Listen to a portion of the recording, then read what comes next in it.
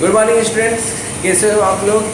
ठीक है, आज हम क्लास 8 के सोशल स्टडीज़ को देख रहे हैं। लेसन नंबर 5 पे हमारे राष्ट्रीय लक्ष्य।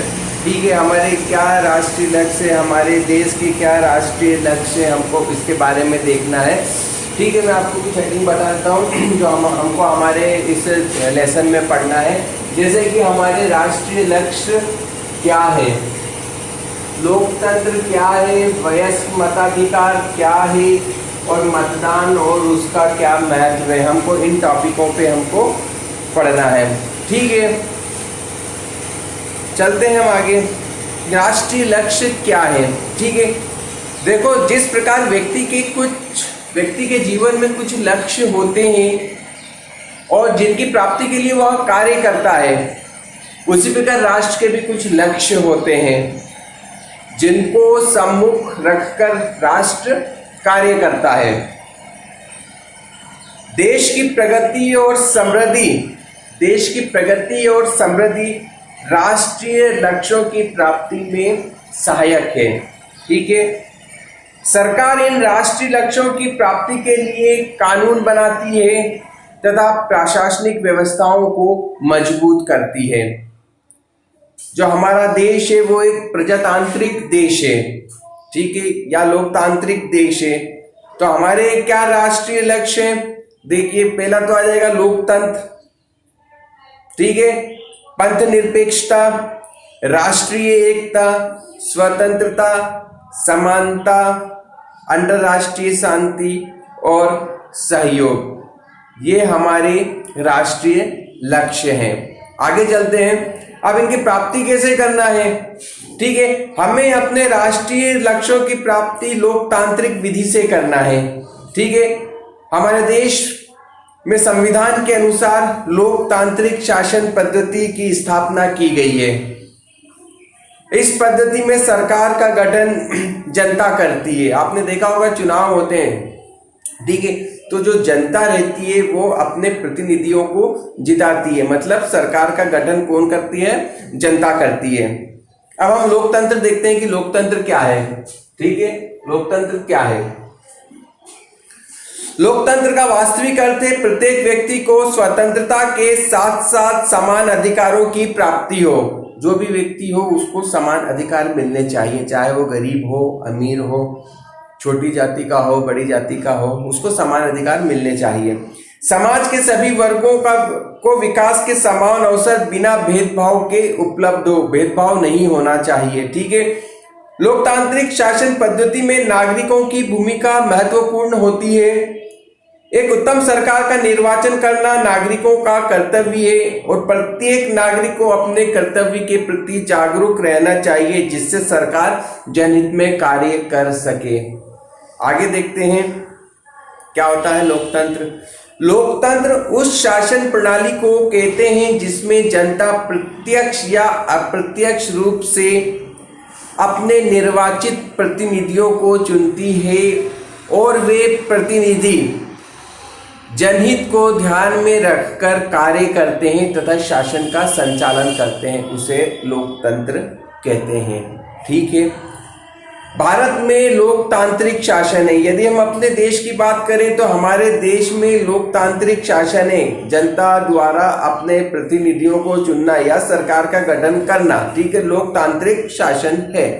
यह जनता के प्रति उत्तरदायी है। प्रत्येक नागरिक, चाहे वह किसी भी धर्म, जाति, लिंग अथवा जन्म स्थान का हो, उसे मत देने तथा चुनाव में भाग लेने का अधिकार है। कोई भी जाति का हो, कोई भी पंथ का हो, किसी भी लिंग का हो या किसी भी कहीं भी जन्म लिया हो, उसे मत देने का अधिकार है। ठीक है, मतलब वोट देने का अधिकार है। और जो हमारे देश की लोकतांत्रिक जो सरकार है, जो उसका उद्देश्य है, वो क्या उद्देश्य है? लोक कल्याण करना या लोक कल्याणकारी कार्य करना। स्वतंत्रता, समानता और बंधुत्व लोकतंत्र के मुख्य तत्व हैं। कभी क्वेश्चन आता है कि लोकतंत्र के मुख्य तत्व क्या है, तो आप बता सकते हैं स्वतंत्रता, समानता और बंधुत्व लोकतंत्र के मुख्य तत्व हैं।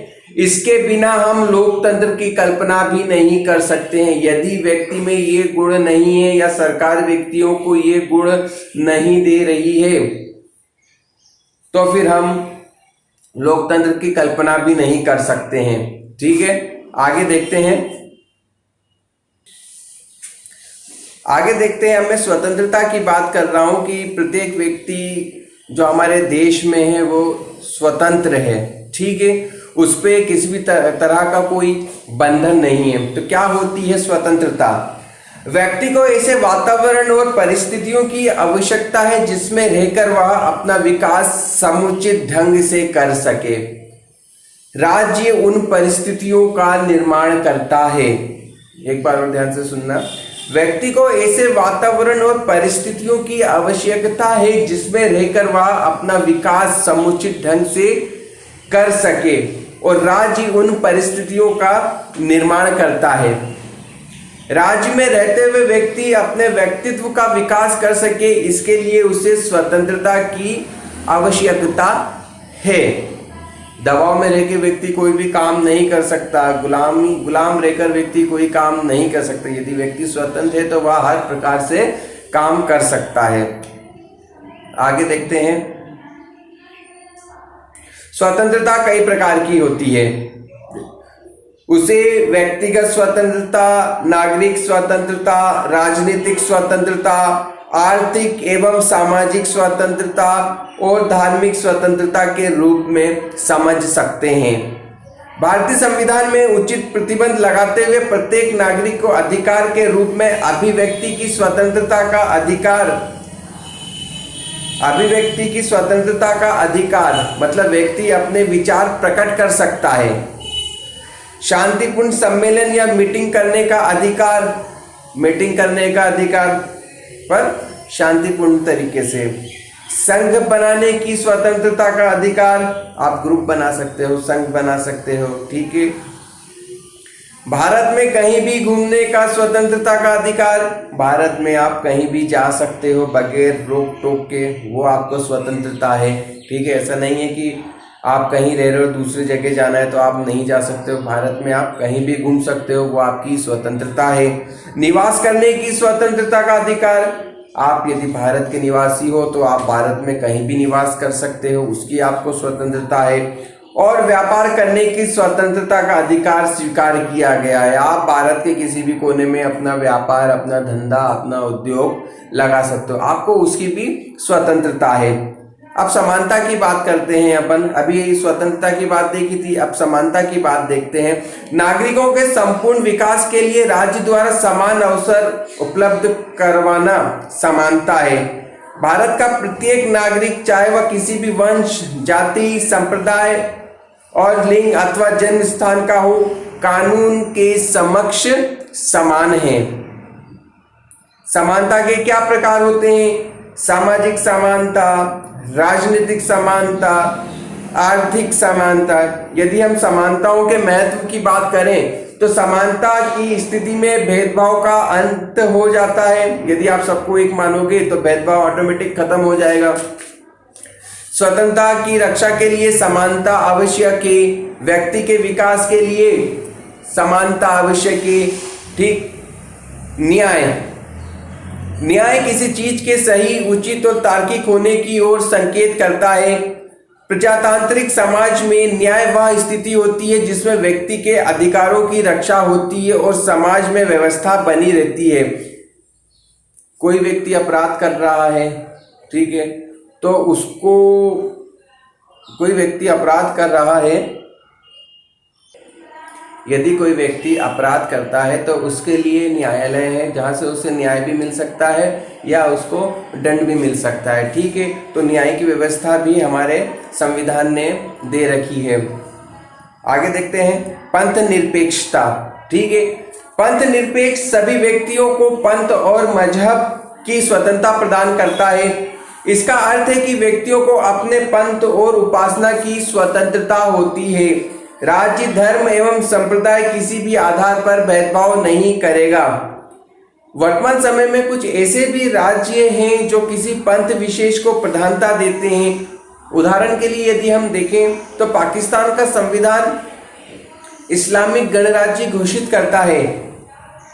हमारे संविधान में घोषित किया गया है कि हमारा राज्य पंथ निरपेक्ष राज्य है, किसी भी पंथ को मान्यता नहीं दी है। मतलब हमारे यहाँ हिंदू, मुस्लिम, सिख, ईसाई सभी धर्मों को मान्यता प्रदान करी है। जबकि जो पाकिस्तान का जो संविधान है वो एक इस्लामिक गणराज्य घोषित करा गया है। ठीक है।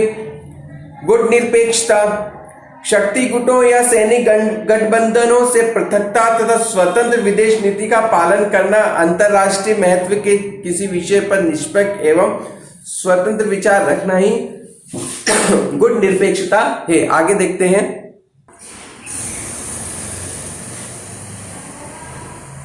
अब हमारे जो 2 टॉपिक बचे हैं, वयस्क मताधिकार क्या है और मतदान और उसका क्या महत्व है, मैं ये आपको अपने अगले वीडियो में बताऊंगा। जब तक आप इतना पढ़िएगा। ठीक है, ओके।